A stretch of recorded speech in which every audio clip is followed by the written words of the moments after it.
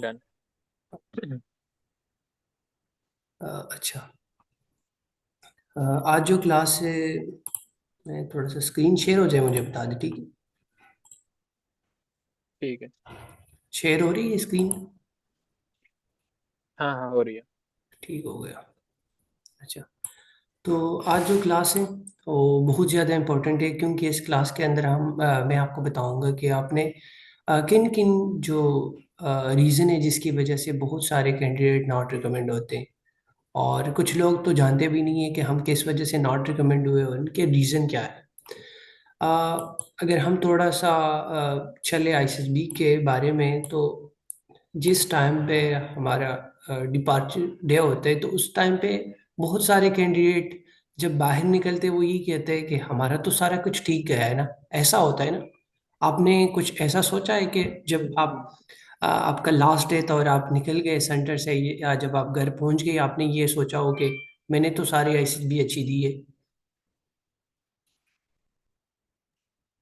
जी जी, मैंने same exact ऐसे ही सोचा था। मुझे बस एक था, मुझे साइट से थोड़ा इशू था, क्योंकि मेरा जीटीओ और जो दूसरा था डिप्टी, वो मेरा बहुत अच्छे हुए थे।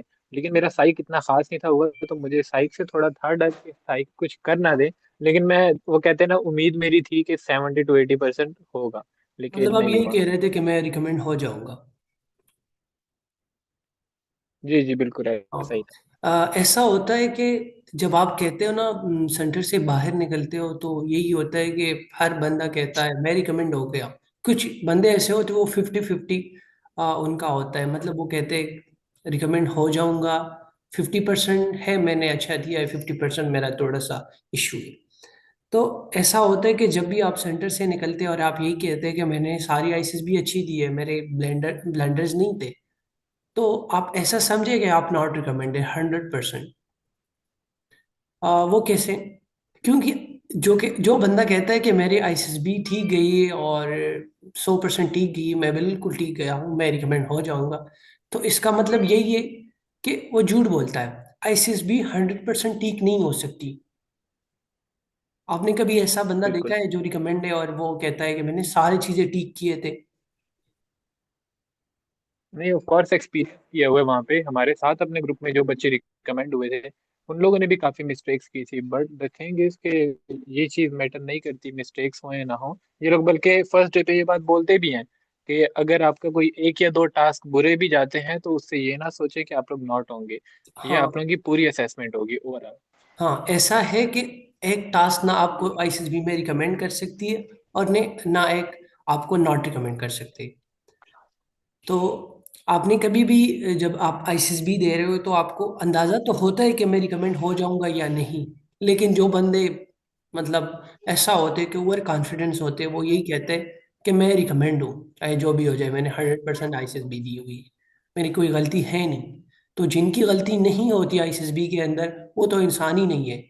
हर बंदे से गलतियां होती बिल्कुल है। और वो एक टेस्ट तो होता नहीं है कि आप मतलब ऐसा समझिए कि मुझसे गलतियां नहीं होती। मिसाल के तौर पर एक ऐसे है, तो चलो आपसे ऐसे के अंदर गलतियां नहीं हुई, तो दूसरे टेस्ट के अंदर तो आपसे गलतियां होगी।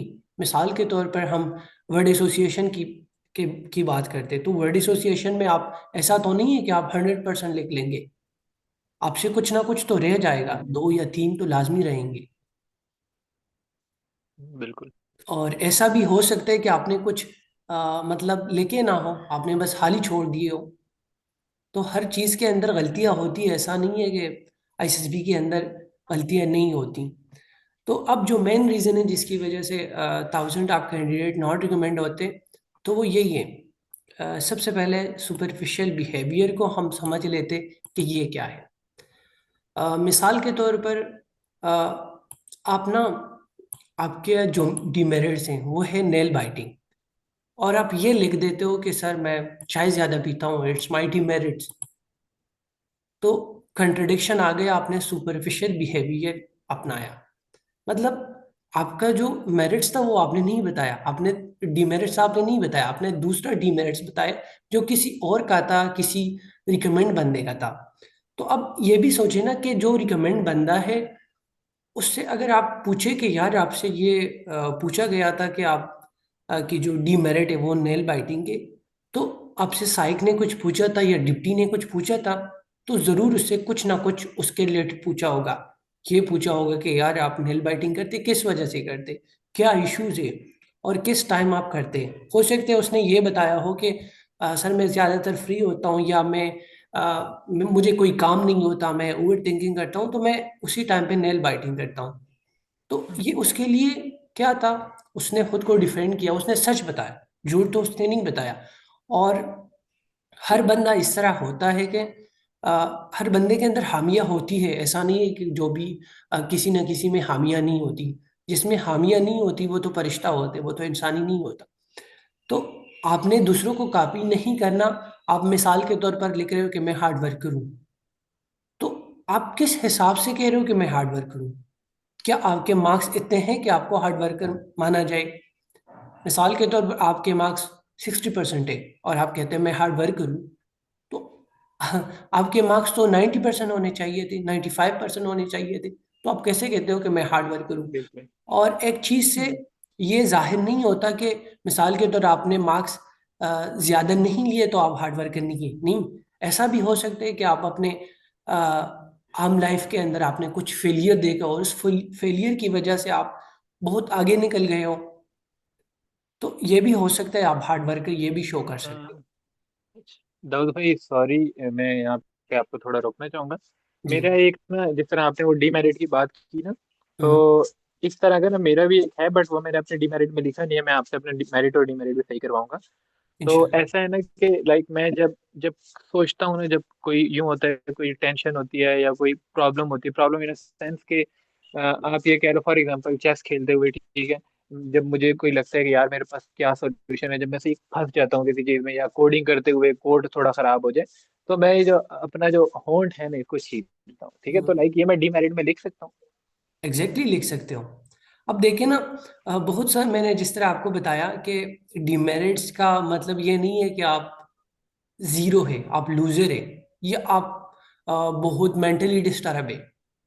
हर बंदे के अंदर, मिसाल के तौर पर आपका नेल बाइटिंग है, और आप कहते हैं कि सर मैं नेल बाइटिंग करता हूँ लेकिन मैं बस एम ही करता हूँ, मुझे कोई इश्यू नहीं है, तो इट मीन आप तो झूठ बोल रहे हो।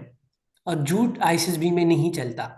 और जो बंदा कहता है कि सर मैं ये बताऊंगा कि अ, अगर मैं बताऊं कि मैं नेल बाइटिंग करता हूं लेकिन ओवर थिंकिंग की वजह से मैं नॉट रिकमेंड हो जाऊंगा, ऐसा बिल्कुल भी नहीं है।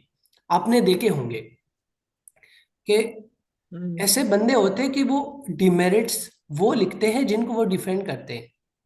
मैं मिसाल के तौर पर ये दोबारा कहना चाहूंगा कि आप लिख रहे हो कि मैं नेल बाइटिंग करता हूं, तो आप बताओ किस वजह से, और सच बताओ। जितना आप सच बोलेंगे ना आईसीएसबी में, तो उतना ही वो आपको फायदा दे सकता है। आप वो मतलब आप फंसोगे नहीं, और जितना झूठ बोलेंगे आप फंस जाओगे, हर जगह पर आप फंस जाओगे। तो एक झूठ और सच में भी दो किस्म के होते हैं। एक सच बोलना होता है और एक सच बकना होता है। मिसाल के तौर पर आप कहते हो कि मैं नेल बाइटिंग करता हूँ, लेकिन कभी कभार मैं जब फ्री होता हूँ या किसी चीज़ के लिए मुझे वेट करना पड़े तो मैं नेल बाइटिंग करता हूँ, मुझसे वेट नहीं होता। तो आपने ये बता दिया। या मिसाल के तौर आपने ये बताया कि मैं ज़्यादातर टाइम सोशल मीडिया में वेस्ट करता हूँ, तो ये आप सच बता रहे हैं। या आप और भी बहुत सारे हो सकते। इसके अलावा आप ये बता रहे हो कि मैं चर्च पीता हूँ, मेरे गर्लफ्रेंड्स है बहुत सारे, तो ये क्या है? ये आप सच बक रहे हो। तो सच बोलना है, सच बकना नहीं है, ठीक है। और बिल्कुल। अब इसके बारे में हम और भी सारी चीज़ें डिस्कस करेंगे इंशाल्लाह। अभी तो ये हमारा फर्स्ट सेशन है, तो अभी इससे आपको बहुत कुछ सीखने को मिलेगा। तो आपने कभी भी ये नहीं करना कि आप सुपरफिशियल बिहेवियर आप इस्तेमाल करें। आप जो रियल है वो आप है। मैंने हार्ड वर्किंग का मिसाल दे दिया आपको। आई होप कि आप समझ गए हार्ड होंगे। वर्किंग मेरा मेरिट है, नहीं मेरा मेरिट है वो, अच्छा, ठीक हो। Hard working. तो जिस टाइम मैं आपका इंटरव्यू कंडक्ट करूंगा उस टाइम आप ना फिर उसको डिफेंड भी करना है, ठीक है। इस तरह आप हार्ड वर्किंग है, हाँ हाँ, क्योंकि ठीक है। हम जिस तरह इनिशियल इंटरव्यू किसी का लेते हैं या किसी को प्रिपरेशन करवाते, तो उसके अंदर माइनर माइनर सी चीज़ें चेक होती है, डीपली नहीं जाते। लेकिन ये आईएसएसबी का इंटरव्यू हम, मेरे साथ मैं किसी भी हद तक जा सकता हूँ इसमें, ठीक है। मेरे साथ ना इनिशियल का जब इंटरव्यू हुआ था ना, तो जो आप ये बात बोल रहे हैं ना कि डिफेंड करना होता है, तो हम्म। मेरे इस हार्ड वर्किंग पर ना उनने मुझसे किया था, मैंने वहां पे लिखा था मेरिट के अंदर। एंड उनने मुझसे मेरे मार्क्स देखे, ठीक है, मेरे मार्क्स अच्छे थे, लाइक 90% मैट्रिक में और 87.7% एफएससी में। तो उनने बोला मार्क्स तो अच्छे, उनने मुझसे ना 15 जीके के क्वेश्चन पूछ लिए जनरल नॉलेज के। अच्छा। सो 15 में से मुझे 4-5 ही आते थे, मैंने उनका आंसर किया, बाकी में मैंने सॉरी सॉरी बोला कि नहीं आता मुझे, ठीक है। हम्म। तो आगे से वो कर्नल मुझे बोलता है कि ये मार्क्स अपने ही है, मैंने कहा यस सर, ठीक है। लाइक वो शायद मुझे डाउन करना चाह रहा था, लाइक उसने बड़े गुस्से में बोला था कि ये हाँ। मार्क्स आपके अपने ही हैं, मुझे तो नहीं लगता है आपने चीटिंग की है, ठीक है। लाइक उसने मुझे यूं बोला, मैंने कहा नहीं सर मैंने चीटिंग नहीं की है, मेरे अपने ही मार्क्स हैं, मैंने लाइक यूं करके उस बात को किया था। हाँ। तो ये जो आपने बात की सारी ऐसा होता है, ठीक है, ये मैं बताऊँ। ठीक हो गया। तो सुपरफिशियल बिहेवियर आपको समझ आ गया। अब हम जाते बिल्कुल। हैं गाइडेंस के रिलेटेड। आपने देखे होंगे बहुत सारे ऐसे होते हैं कि आपको गाइडेंस देते हैं कि यार आप ये चीज़ करो, आप रिकमेंड हो जाएंगे। जिस तरह मैंने रिकमेंड बंदे का मिसाल दिया कि कोई भी बंदा अगर रिकमेंड है, वो आपको कहते हैं कि आप ये करो, जीटीओ टास्क में आप हॉनेस्टी दिखाओ, ये करो, आपने मेरिट्स के अंदर हॉनेस्टी को ये चीज़ें लिखो, आप रिकमेंड हो जाएंगे। तो ऐसा बिल्कुल भी नहीं है। आ, हर बंदा जो होता है उसके लिए अलग अलग चीज़ें होती है। वो कहते हैं ना, हर बात हर बंदे के लिए नहीं, हर बंदा हर बात के लिए नहीं। तो आपने ना बिल्कुल। क्या करना है, आपने किसी ऐसे बंदे से गाइडेंस बिल्कुल भी नहीं लेना कि आपको लगता है कि यार ये तो अपनी पर्सनालिटी की बात कर रहे, ये तो मेरी बात नहीं कर रहे। क्योंकि हर बंदे की पर्सनालिटी अलग होती है। इंसान तो सेम होते, अगर हम देखा जाए ना, तो आईसीएसबी में जितने भी कैंडिडेट्स जाते, तो उनका मेडिकल का इशू बहुत कम होता है, जो बाहर से हमें नजर आते हैं, मतलब जो उनका इनिशियल मेडिकल होता है। और हम फाइनल मेडिकल के बारे में नहीं जानते, तो जो इनिशियल का मेडिकल उनका होता है, तो इस इट मीन के सारे जो बंदे हमें नजर आते वो सेम होते हैं। उनके अंदर कोई बाहर से, लाइक उनके दो हाथ होते, सारे दो आंखें होते, सारी चीजें उनकी ठीक होते, मतलब जो हमें बाहर से नजर आता है। लेकिन अंदर से सारे बंदे डिफरेंस होते, हर बंदे के अंदर डिफरेंट होता है। तो आपने किसी ऐसे बंदे से या किसी यूट्यूबर से बिल्कुल भी गाइडेंस नहीं लेना कि आपको लगता है कि यार ये मुझे, आप मतलब कंफ्यूज होते थोड़ा बहुत। तो ऐसा भी नहीं है कि मैं जो आपको बता रहा हूँ 100% ठीक है। आपने, मैं जो चीज़ आपको बता रहा हूँ आपने उसके बारे में सोचना है, फिर मुझे बताना है कि यार मुझे ये समझ नहीं आया, मुझे आप थोड़ा सा बता दें, और उसके अंदर आप मुझसे क्वेश्चन करोगे। तो अगर मैं 100% आपको बता रहा हूँ कि यार इसी तरह चीज़ें हैं, तो आप क्या हो जाएंगे, आप उस बात से मुतमईन हो जाएंगे। और कुछ ऐसा भी है कि आपको बहुत सारे लोग कन्विंस कर लेते हैं कि यार आप ये करो, आप रिकमेंड हो जाएंगे। तो खास तौर पर जो फ्रेश कैंडिडेट होते हैं वो ज़्यादातर कन्विंस होते हैं। क्योंकि अगर कोई रिपीटर उसको बात करते है कि यार आपने ऐसे ऐसे करना है, तो वो रिपीटर के बातों में आ जाता है कि यार ये ठीक बोल रहे हैं, मैं गलत बोल रहा हूँ। अब इसके अंदर इश्यू क्या है कि आप बहुत सारे बंदों से गाइडेंस ना लो। इसके अंदर ये इशू है कि मिसाल के तौर पर मैं आपको बताता हूँ कि आपने आईसीएसबी में ना जीटीओ के टास्क में आपने ये करना है कि आप ज़्यादातर नॉर्मल रहो। दूसरा बंदा आपको कहता है कि यार आप आगे आगे रहो, मतलब थोड़ा सा ज़्यादातर पार्टिसिपेट करो। तो इन दोनों बातों के अंदर डिफरेंस है। एक बंदा बता रहे कि आपने नॉर्मल रहना है, मतलब अपने हिसाब से पार्टिसिपेट करने। दूसरा बंदा कहता है कि आप ज़्यादातर पार्टिसिपेट करो। तो जब भी आप आईसीएसबी जाओगे, आप ये कहोगे यार मैं किसकी बात मानूं, जो मुझे नॉर्मल जिसने कहा था या जिसने मुझे कहा था कि ज्यादा पार्टिसिपेट कर।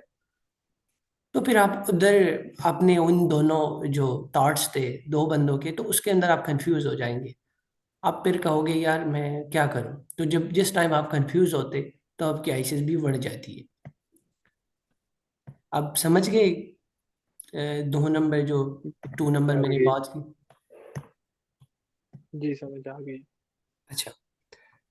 अब हम ये समझ लेते हैं कि तीसरा, आईसीएसबी के बारे में बहुत सारे लोग नहीं जानते कि यार आईसीएसबी क्या क्या चीज़ें चेक करती है। और मुझे क्या करना चाहिए कि जिसकी वजह से मैं रिकमेंड हो जाऊंगा। तो जिस तरह मैंने कल भी तकरीबन आपको बताया था, ये नहीं कि आईएसएसबी तीन चीज़ों को चेक करती है। अब डिटेल के साथ हम अगले क्लास में डिस्कस करेंगे, लेकिन इसके अंदर मैं आपको बताता हूँ कि किस तरह चीज़ें क्या क्या है जो लोगों को पता नहीं है। तो मिसाल के तौर पर ओपीआई टेस्ट आ जाता है। ओपीआई टेस्ट में होता है बहुत सारे एमसीक्यूज, और उन मैं मेरे ख्याल से OPI is the most important test in ISSB. अगर आप ओपीआई को कर लो ना 100%, तो इट मीन आप समझो कि यार मेरी कुछ अच्छी चीज गई है। आप किसी भी रिकमेंड बंदे से पूछे, किसी से भी पूछ ले, अब उससे पूछे कि यार आपका सबसे अच्छा टेस्ट कौन सा गया था, वो कहेगा कि मेरा सबसे अच्छा टेस्ट ओपीआई गया था। तो मेरा ओपीआई। एक दोस्त है ना, जी। मेरे एक दोस्त है, हम्म। वो पीएसएलवी से ना 2 दफा लो मेरिट हुआ है, लाइक 2 दफा रिकमेंड हुआ है। तो मैंने ना उससे बात की थी। लाइक हम्म। उसको मैंने बोला था मेरा साइक ना बहुत वीक है, मुझे ये लगता है कि मेरा साइक बहुत ज्यादा वीक है, ठीक है। तो हम्म। उसने मुझे ना ये चीज समझाई थी कि साइक के टेस्ट में ना सबसे जो इम्पोर्टेंट चीज होती है, जो मेन चीज होती है, या जिसकी बेस पर बच्चे को जज किया जाता है, वो होती है स्टोरीज, ठीक है। और उस स्टोरीज को ये लोग आप मतलब वो रीचेक करते हैं किसके थ्रू, वैट के थ्रू, एंड जो आपके पर्सनैलिटी लाइक मेरिट और डीमेरिट, लाइक पहले मेरिट डीमेरिट, उनकी बेस पर स्टोरीज चेक होती है। अगर वो चीज कंफर्म हो जाए, फिर उनकी बेस पर ये लोग वैट को देखते हैं कि अच्छा यार इसने ये सही लिखा है, ठीक है, लाइक ये मिल रहा है। अगर मैच हो रहा है तो ठीक है, साइक कहते हैं हाँ ये जेन्युइन बंदा है। अगर वो मैच नहीं हो रहा होता तो वो बोलता है नहीं ये फारिग बंदा है, ठीक है। लाइक उसने मुझे बोला कि स्टोरीज बहुत इंपॉर्टेंट है, और मेरा लास्ट टाइम स्टोरीज ही खराब हुई थी, ठीक है। स्टोरीज और वैट, ये 2 चीजें मेरी खराब हुई थी, मुझे लगता है ये। अच्छा, जिस तरह मैंने आपको बताया ना कि अगर वो कहता है कि मेरी स्टोरी अच्छी नहीं गई या मेरा वर्ड एसोसिएशन टेस्ट ठीक नहीं गया, तो इट मीन बाकी सारी चीजें तो उसके ठीक थी ना, उसके नहीं नहीं, बाद मैं वो। अपना बता रहा हूँ, उसका नहीं बता रहा। अच्छा, आप ना बता रहे, ठीक मैं जो लास्ट टाइम जब मैं नॉट हुआ था ना, मुझे ये लगता है कि मुझे साइक ने इस वजह से नॉट किया था क्योंकि मैं स्टोरीज में ना वो है। लिख नहीं पाया जो मैं सोच रहा था। लाइक अगर यूं है ना कि मैं एक चीज को पॉजिटिव एंगल में सोच रहा हूँ, ठीक है, तो मैं वो अच्छा। पूरी पॉजिटिव जो बात है ना जो मेरे माइंड में है वो मैं लिख नहीं पाया, ठीक है। अब मुझे नहीं पता, मेरी इंग्लिश थोड़ी वीक है उस वजह से, या मैं किस तरह नहीं लिख पाया, आपको भी पता है वहां पे प्रेशर भी होता है इंसान के ऊपर। हम्म। सो मेरा साइक अच्छा नहीं था गया ओवरऑल। अच्छा। अच्छा, ऐसा है कि आप ने ओपीआई कितने किए थे? एमसीक्यू जो होते हैं ना, वो जो हम्म। स्ट्रांगली एग्री वाला ये हाँ। वाले ना, हम्म। वो तो सारे किए थे। अच्छा। वो तो सारे करने होते हैं। हाँ, सारे करने होते हैं, लेकिन उसके अंदर टाइम भी होता है। हम्म। आपको याद है या नहीं याद, तो ऐसा है कि। लेकिन लेकिन मैंने सारे किए थे। अच्छा, ठीक हो गए। तो सारे तो आपने किए थे, लेकिन उसकी उसके अंदर श्योरिटी अब होनी चाहिए कि यार ये जो चीज़ मैं लिख रहा हूँ, क्या ये मेरे पर्सनालिटी के साथ बन रही है। आप ये भी आपने अंदाजा करना है, बहुत डीपली ओपीआई को जज करना होता है। और बाकी आपने कहा ना कि वर्ड एसोसिएशन के बारे में, और पिक्चर स्टोरी। तो वर्ड एसोसिएशन जो है वो ऐसा नहीं है कि वो सारे टेस्ट एक ही जगह पर, मतलब हर बंदे के सारे, मतलब 1 2 3 इस तरह सारी चीजें उन्होंने देखना है।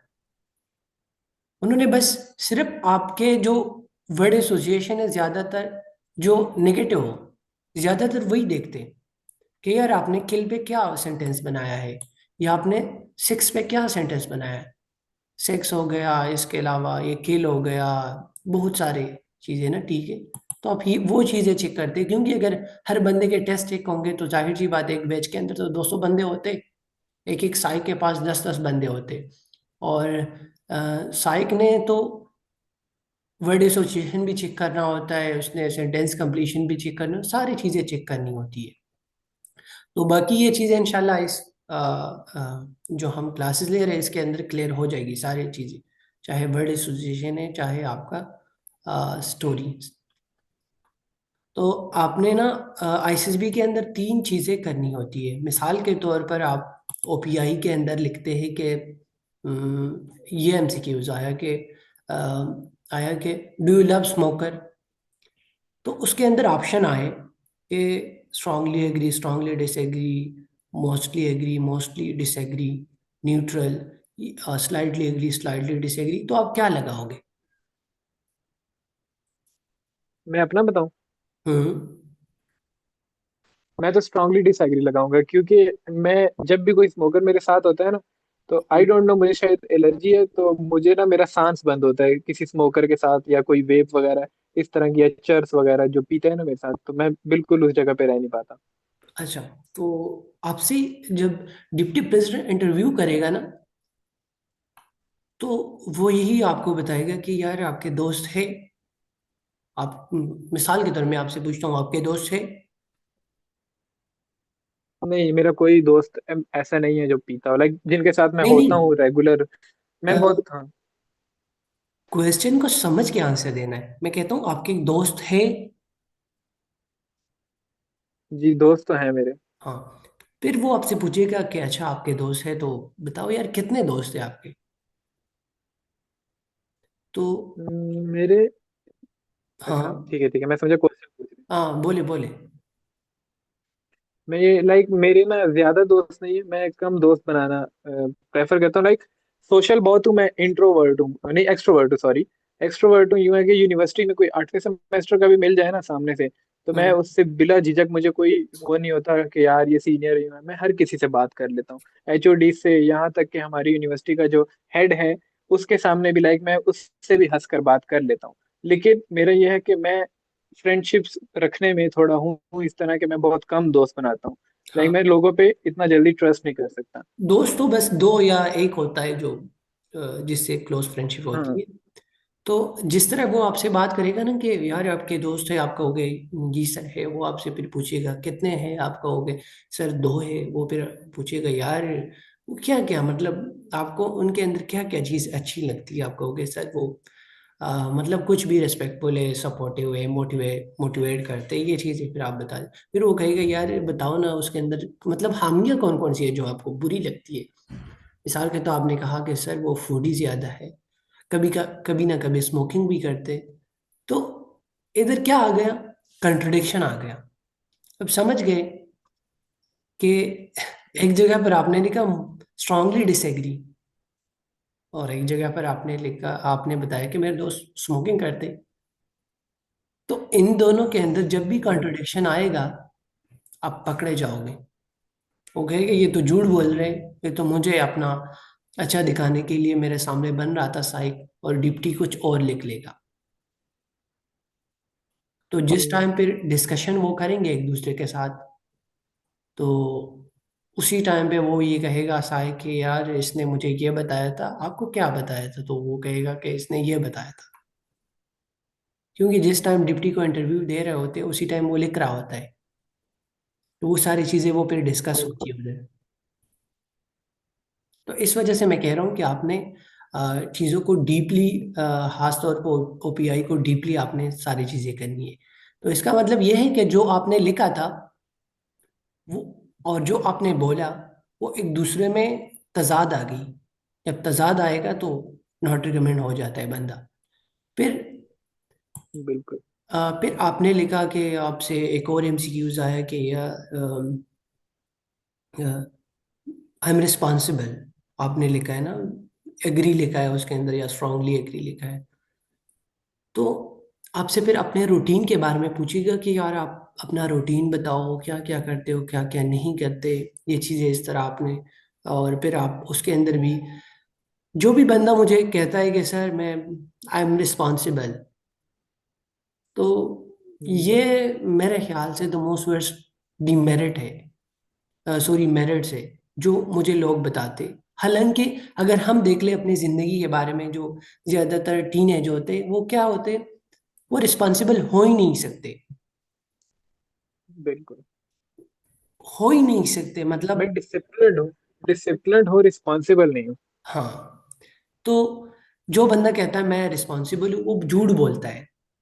कोई भी बंदा मेरे ख्याल से रिस्पॉन्सिबल नहीं होता। अगर मिसाल के तौर पर कोई ऐसा बंदा है जो कि एजुकेटेड है, वो कहता है सर मैं रिस्पॉन्सिबल हूँ, वो उसने चले शादी की है, तो एक जगह पर वो अपने ड्यूटी तो रिस्पॉन्सिबल, अपने मतलब हॉनेस्टी ये उसकी जो जिम्मेदारी होती है वो तो कर लेगा, लेकिन अपने घर वालों के लिए टाइम नहीं निकालेगा, अगर वो अपने सही तरीके से अपनी ड्यूटी करेगा, तो वो भी तो रिस्पॉन्सिबल नहीं हुआ ना। अच्छा दाऊद भाई, एक क्वेश्चन है मेरा यहाँ पे हाँ।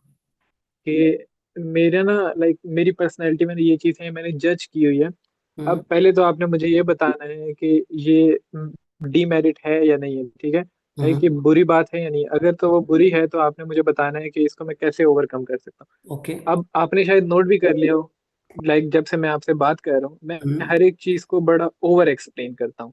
लाइक हाँ। आप मुझसे क्वेश्चन पूछते हैं, उसका जवाब एक लाइन में भी हो सकता है, बट बिल्कुल। मैं आपको 5-6 लाइन में एक्सप्लेन करूंगा, हम्म। ठीक है। अब ये मेरे में, मुझे लगता है कि ये मेरे में बुरी आदत है, ठीक है। और हाँ। मुझे ये होता है ना कि जिस तरह आपने क्वेश्चन किया मैंने उसका आंसर किया और मैं हम्म। उसको एक्सप्लेन करता हूँ। अगर हाँ। उसको छोटा करके आपको बताऊंगा ना, तो मुझे हम्म। ये फील होता है कि अगले बंदे को मेरी बात समझ नहीं आई है, इसलिए उस वजह से मैं उस बंदे को समझाने के लिए ओवर एक्सप्लेन करता हूँ। अच्छा। अच्छा, ऐसा होता है कि अ, हम ज्यादातर, जब भी आपने देखा होगा कि मिसाल के तौर पर आपसे इंटरव्यू में क्वेश्चन करते हैं, तो आप अगर उसको ओवर एक्सप्लेन करते हो तो वो झूठ माना जाता है, क्योंकि जो आप सच बोल रहे हैं उसकी तो एक्सप्लेनेशन नहीं दी जाती। वो तो एक लाइन, एक स्पेसिफिक आंसर होता है, थोड़ा सा होता है, और हम बता देते हैं और उसको यकीन हो जाते हैं, हाँ ये सच बोल रहे हैं। तो ओवर एक्सप्लेनेशन आप तब करते हैं जब आपके पास, आप बहुत ज्यादा डीपली सोचते हैं। और आईएसएसबी के अंदर आपने डीपली सोचना होता है, लेकिन जब आप डीपली सोचते हैं उसके अंदर ये इशू आता है कि जिस तरह आपने बात की ना, कि हम ये समझते हैं कि यार दूसरे बंदों को समझ नहीं आएगा, या ऐसा लगेगा कि यार ये थोड़ा सा लिमिट, मतलब दूसरों के साथ बात नहीं करना चाहता, अगर आप छोटा सा आंसर दे।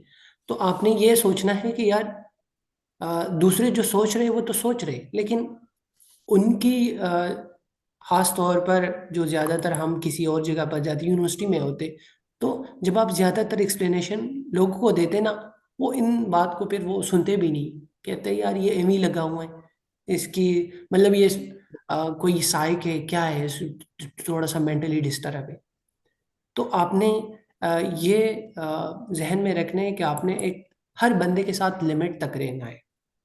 मतलब जो पूछ रहे हैं ना, मिसाल के तौर पे दोस्त तो होते हैं, दोस्तों के साथ एक्सप्लेनेशन दी जाती है, ये बहुत सारे, मतलब वो आपकी बात को सुनते हैं। लेकिन जो दूसरे लोग होते हैं ना, वो ज्यादातर ऐसा नहीं सोचते। वो ये कहता है यार इस बंदे के पास टाइम या तो बहुत ज्यादा है, और या कुछ मतलब और ही चीजें। तो आपने ये करना है कि दूसरों के साथ जब आप मिल रहे हो ना, आप लिमिट तक रहो, तो ये चीजें इससे अ, मतलब मिनिमाइज हो जाएगी। एक तो ये आप काम करें, तो आप दूसरा ये करें कि आप क्या मैं अ, क्या मैं इसको अपने डीमेरिट में लिख लूँ? हाँ लिख सकते हो। डिमेरिट में इस वजह से लिखो क्योंकि अगर आप जब भी इंटरव्यू में आप उसको ओवर एक्सप्लेन करोगे ना, तो वो समझ जाएगा यार इसने अपने डिमेरिट में ओवर एक्सप्लेन लिखा है। यही चीज, यही इसीलिए मैंने लाइक आपसे ये चीज कंफर्म की। हाँ। तो जिस तरह मैंने आपको बात की ना कि आपने रिस्पॉन्सिबल लिख लिया, तो उसके बाद जीटीओ आप जीटीओ आपको बहुत सारी चीज़ें, मतलब अपने टास्क के अंदर वो फंसाएगा, बहुत कुछ करेगा, तो उसी टाइम पे भी वो चेक करेगा कि यार ये बंदा रिस्पॉन्सिबल है या नहीं है। मिसाल के तौर पर उसने टाइम दिया, और आपने आप प्रोग्रेसिव टास्क के अंदर आपने उस ड्रम वगैरह को उठा लिया, किसी बंदे को नहीं उठाया, तो ये बहुत सारी चीज़ें वो चेक करेगा। तो इट मीन के उधर भी आपने जो रिस्पॉन्सिबल लिखा था, आप रिस्पॉन्सिबल नहीं हुए। तो आपने ऐसे मेरिट्स और डिमेरिट्स बिल्कुल भी नहीं लिखना जिसकी वजह से आपको लगे कि यार ये मुझे, मतलब आईएसएसबी में नॉट रिकमेंड कर सकती है। अच्छा, उसके बाद है शो ऑफ। शो ऑफ बिल्कुल भी आपने नहीं करना, ठीक है। और मतलब ओवर डू करना, ये यार मैं हूँ बस, बाकी सब लोग तो भी मतलब अपने शोल मिलने के लिए आए या कुछ भी, तो आपने ऐसा बिल्कुल भी नहीं करना, ठीक है, शो ऑफ नहीं करना। उसके बाद है अच्छा, मैं आपके क्वेश्चन इसके बाद लूंगा, हो सकता है, क्योंकि इधर मुझे बता रहे कि आपके पास 9 मिनट है, उसके बाद रिकॉर्डिंग स्टॉप हो जाएगी और मीटिंग भी ओके स्टार्ट ओके। होगी, ठीक है। ये जूम के अंदर ये इस तरह होगा। ठीक। तो आपने शो ऑफ बिल्कुल भी नहीं करना, ठीक है। और उसके बाद नोट्स पे बिलीव नहीं करना कि यार मुझे नोट्स चाहिए, और ऐसे कुछ यूट्यूबर ऐसे भी है कि वो बने बनाए नोट्स आप प्रोवाइड कर दे कि यार ये देखो, इस तरह आप वर्ड एसोसिएशन इसको कॉपी करो, सेंटेंस कंप्लीशन इस तरह कॉपी करो, या ओपीआई को इस तरह कॉपी करो, आप रिकमेंड हो जाएंगे। तो मैं जब भी इस तरह के नोट्स देखता हूँ, मैं मुझे हंसी आती है कि यार ये मैं क्या करूँ या क्या बताऊँ इस बंदे को।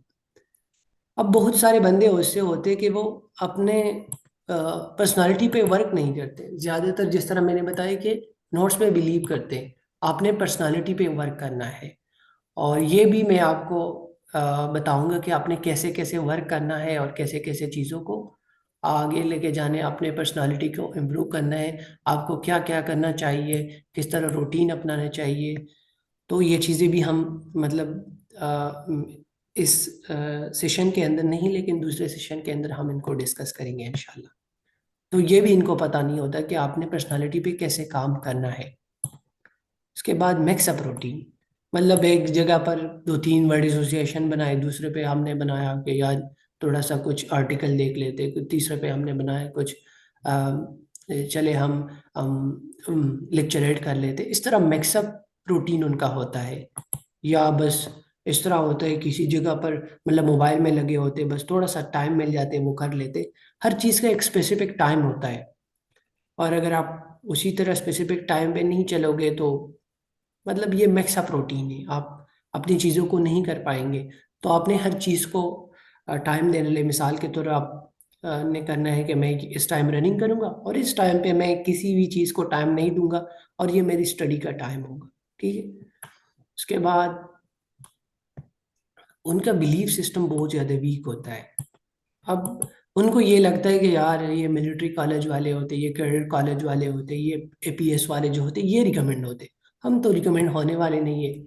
और सिफारिश चलती है, ये चलती है, वो चलती है, और ये इवन कोर्स है, ये आर्ट कोर्स है, ये चीज़ें उनके दिमाग में बैठ जाती है कि यार ये इस वजह से हम नॉट रिकमेंड हो जाएंगे, या हम रिकमेंड नहीं हो सकते, सिफारिश चलती है, ऑफिसर के बेटे रिकमेंड होते। तो बहुत सारी चीज़ें इनके दिमाग में बैठती है इस तरह।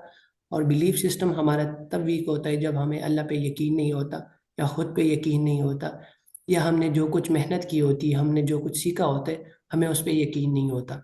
तो इसकी वजह से भी बहुत सारे कैंडिडेट नॉट रिकमेंड होते हैं। अब हमारे पास 6 मिनट है, 6 मिनट्स के अंदर आप क्वेश्चन कर सकते हैं, दिन मीटिंग ऑफ हो जाएगी। नहीं, क्वेश्चन तो अभी ऐसे वैसे खास नहीं है कुछ, बस एक बात थी। आपने बोला था आप मुझे नहीं जानते, तो हम्म। मेरे माइंड में बात आई, तो मैं आपको रिकॉल करवा दूं। आपको मोहम्मदीन एकेडमी का तो पता होगा ना। हम्म। मोहम्मदीन एकेडमी में मैंने last time I think so 20 दिन या 25 दिन पढ़ा था एसएसबी से पहले। हम्म। एंड वहाँ पे एक लड़का था, वो आपका दोस्त भी था।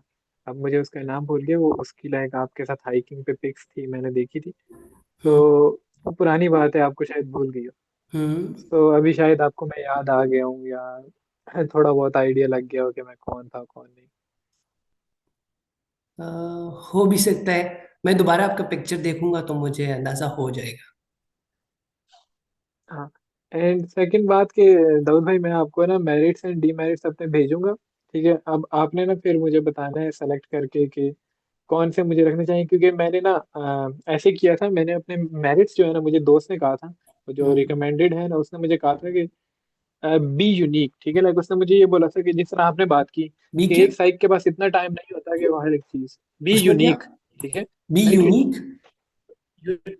हाँ, मैं हम्म। आपको इसका एक्सप्लेन करता हूँ ना, फिर आप हम्म। इसका मुझे आंसर देना। हम्म। उसने मुझे ये बोला था कि जिस तरह आपने ये बात की कि एक साइक के पास इतना टाइम नहीं होता कि वो हर किसी का चेक करे, सही हो, गौर से सही हो, हम्म। ध्यान से एक एक लफ्ज चेक करे। तो वो उन्हीं लोगों को, उन्हीं बच्चों को ज्यादा इम्पोर्टेंस देगा, या जिसके अंदर कुछ नया उसे नजर आएगा। ठीक है, हम्म। लाइक अब जिस तरह सब लोग लिखते हैं हार्ड वर्किंग, ठीक है, सिंसियर, केयरिंग, इस तरह वाले मेरिट्स। ठीक है, हम्म। बोलते हैं तुम कुछ हट के लिखो। ठीक है, हट के इन सेंस ये नहीं, हट के का मतलब ये नहीं है कि जो तुम में नहीं है वो लिखो। ठीक है, हम्म। हट के इन, मैं आपको अपने मेरिट्स डीमेरिट भेजूंगा ना, हम्म। जो मैंने सोचे थे। उसने बोला कि अपनी लाइफ को रिकॉल करो एंड हम्म। बैठो एक जगह पे अकेले, हम्म। और सोचो कि यार मैंने इस वक्त क्या किया था, इस वक्त क्या किया था, और उससे निकालो कि यहाँ पे मेरी खूबी ये बन रही है या मेरी खामी बन रही है। उसको एक साथ लिखो एंड हम्म। उसके बाद उसमें से सेलेक्ट करो अपने मेरिट डीमेरिट। ठीक है, मैंने उस तरह किया था, मेरे कोई 28 बने थे मेरिट्स, ठीक है, एंड उसमें हम्म। से उसने कुछ कट कर दिए थे, हम्म। एंड कुछ रह गए थे, वो मैं आपको भेज दूंगा, ठीक है, जो रह गए थे उनमें से फिर आप मुझे बता देना कौन से ठीक है। एंड डीमेरिट भी ऐसे ही मैंने लिखे थे, तो आपने ना वो मुझे फिर उठा के दे देना, समझा देना कि अच्छा ये चीज़ है।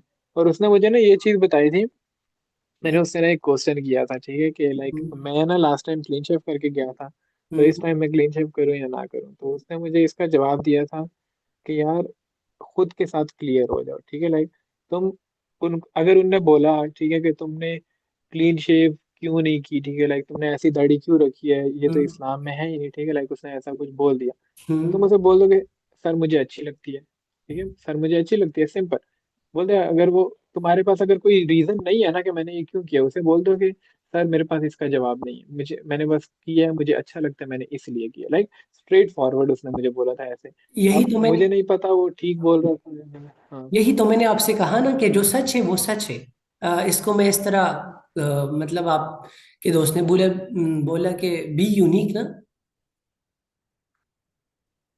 हेलो। हम्म, हाँ हाँ बोला है, यही बोला। बी यूनिक उसने बोला, मैं कहूंगा बी विद यू। हम्म, अपने साथ रहो, जो है वो अब है। और अगर आप उसको चेंज करोगे तो इट मीन आप दूसरों की पर्सनालिटी बनाओगे, मतलब आप दूसरों को कॉपी करोगे। तो जितना आप अपने बिल्कुल। साथ रहोगे तो उतना ही वो आपको आईसीएसबी के अंदर रिकमेंड करवा सकती है। हर अच्छा, टाइम मेरा अपने। एक और है, जी। मेरी वीकनेस जो है, जो मैंने अपने अंदर देखी है, मैं थोड़ा पब्लिक स्पीकिंग में वीक हूँ एंड इंग्लिश मेरी वीक है। सो अगर उसके ऊपर आप थोड़ा मुझे बता सकें, लाइक इंग्लिश ये है कि मैं बोल लेता हूँ, सही बोल लेता हूँ, लेकिन वो होता है ना कि जो मैं सोच पाता हूँ वो एग्जैक्ट लाइन में इंग्लिश में नहीं बोल पाता हूँ, जिसकी वजह से मैं अपना पॉइंट सही क्लियर नहीं कर पाता हूँ। अभी लास्ट हमने टाइम भी मुझे लगता है मेरे साथ यही चीज़ हुई थी। अभी हमने फर्स्ट क्लास ली है ना। कल हाँ हाँ। इंशाल्लाह जब दूसरी क्लास हम लेंगे तो उसके अंदर, ये तो अभी हम फर्स्ट क्लास मतलब थोड़ा, मैंने तो अभी आईसीएसबी का आपको एक्सप्लेन भी नहीं किया। अभी तक तो मैंने सिर्फ ये बताया कि किस वजह से नॉट रिकमेंड होते। और बाकी मैं आपको 15 डेज की गारंटी देता हूँ कि अगर आप जो टिप्स मैं आपको आपकी लेक्चरेट के लिए दूंगा ना, अगर आप वो करेंगे तो गारंटी देता हूँ कि आपकी आईसीएसबी के जो लेक्चरेट और डिप्टी प्रेसिडेंट का डिस्कशन है उसके अंदर 100% आपकी गारंटी है कि आपका सारा प्रॉब्लम हल हो जाए। मतलब आप किसी भी टॉपिक आ और जाएगा तो बंदे कहेंगे कि यार ये बंदा जो है ये कुछ डिफरेंट बोल रहा है। एंड लेक्चर 8 के लिए मैंने एक और चीज़ की है, मैंने ना अपने पास लाइक जो मोस्ट रिपीटेड थे ना लेक्चर 8 हम्म। के टॉपिक्स, या दोस्तों से पूछ करके ये टॉपिक्स हैं लाइक जो रिसेंट आए, जैसे 155 156 वाले, उनमें जो मेरा जानने वाला था, तो उनसे पूछ के कि तुम्हारे मतलब ग्रुप में औरों के क्या क्या टॉपिक्स थे, तो वो सारे टॉपिक मैंने एक जगह पे लिख लिए थे। कोई आई थिंक सो 45 टॉपिक्स कुछ बने थे। एंड देन मैंने like facts and figures GPT से कर करके मैंने अपने पास एक नोट्स टाइप बना लिए। अच्छा, अभी सो हमारे पास ये ठीक है। 30 सेकंड है तकरीबन, तो 30 सेकंड में मैं आपको थोड़ा सा असाइनमेंट दूंगा और उस असाइनमेंट के अंदर है कि आपने हाँ। ये करना है कि डॉन न्यूज़पेपर लेना है। Online. Dawn newspaper. Dawn newspaper आपने लेना है, उसके अंदर आपने दो चीज़ें सिर्फ पढ़नी है। ठीक एक है। जगह जहां पर ओपिनियन लेके होते हैं ना, बंदों के, सारे बंदों के ओपिनियन वाला जो हम्म, बिल्कुल मिड पे पेज होता है,